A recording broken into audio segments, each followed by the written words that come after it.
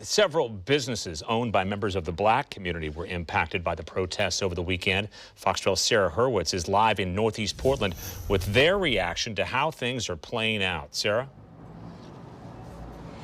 Oh yeah, we're here outside of Casein's Fine Meats here in Northeast Portland. We spoke with the owner here today. He says that on Friday, this window right here was tagged during those demonstrations. He says that he is frustrated with the violence and the vandalism, and he feels that it needs to stop. Now, take a look at some of the footage that we shot earlier this afternoon. The owner says that he is relieved that the shop's vandalism was not much worse. He says the message is out there now from protesters.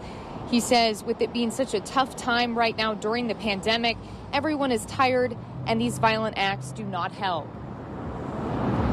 The protests need to stop. The violence needs to stop because it's not doing anybody any good. Now we're going overboard.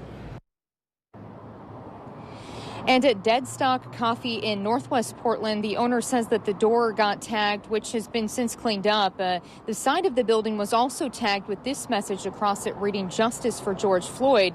Now, the owner says that he doesn't condone the violence and vandalism either. Leaders in Portland, they've touched on the fact that protesters aren't just hurting any local businesses, but they could be hurting African-American-owned businesses, the people that they're fighting for. I asked the owner of Deadstock Coffee what he thought about that.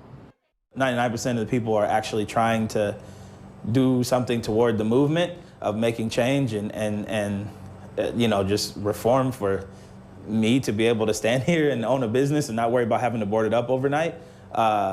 There's that 1% who's just out to take from and abuse, you know, everybody's freedom of speech and everybody's rights to be out and about and just breathe.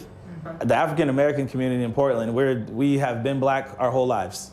And so we know that stuff sucks and we wish for the better and we're doing everything we can to support each other. But, you know, it's just, people are protesting because this isn't new.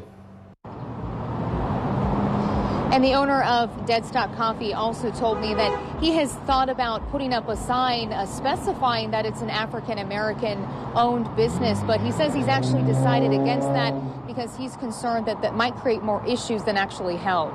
Reporting live here in Northeast Portland, Sarah Hurwitz, Fox 12 Oregon.